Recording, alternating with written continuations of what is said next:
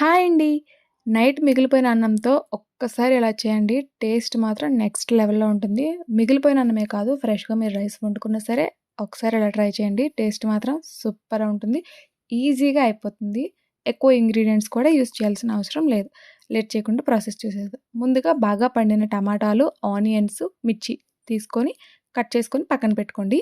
తర్వాత ఒక పాన్ తీసుకొని కొద్దిగా ఆయిల్, కొద్దిగా నెయ్యి వేసుకొని ఆనియన్స్, మిర్చి వేసి బాగా వేయించుకోవాలి. తర్వాతే 1 స్పూన్ అల్లం వెల్లుల్లి పేస్ట్ కూడా వేసి పచ్చి వాసన పోయేంత వరకు వేయించుకున్న తర్వాత ముందుగా కట్ చేసి పెట్టుకున్న టమాటా ముక్కలు కూడా వేసి మగ్గించుకోవాలి. తర్వాత సాల్టు, పసుపు, కారం, గరం మసాలా, కొద్దిగా కొత్తిమీర కూడా వేసి బాగా కలుపుకొని ముందుగా వండుకున్న అన్నం ఉంది కదా! అన్నాన్ని కూడా యాడ్ చేసి బాగా కలుపుకోవాలి. ఇక్కడ మీ టేస్ట్‌కి సరిపోయిందా లేదా అనేది సాల్ట్ చూసుకోండి. సరిపోకపోతే కొద్దిగా సాల్ట్ కూడా యాడ్ చేసుకోండి. ఫైనల్‌గా కొద్దిగా కొత్తిమీర వేస్తే ఎంతో టేస్టీ అయిన టమాటా రైస్ అయితే రెడీ అయిపోతుంది. కేవలం 10 మినిట్స్‌లో అవుతుందండి. డెఫినెట్‌లీ ట్రై చేయండి. వీడియో నచ్చితే లైక్ చేయండి. ఛానెల్‌ని సబ్స్క్రైబ్ చేయడం మాత్రం మర్చిపోవద్దు. Bye bye.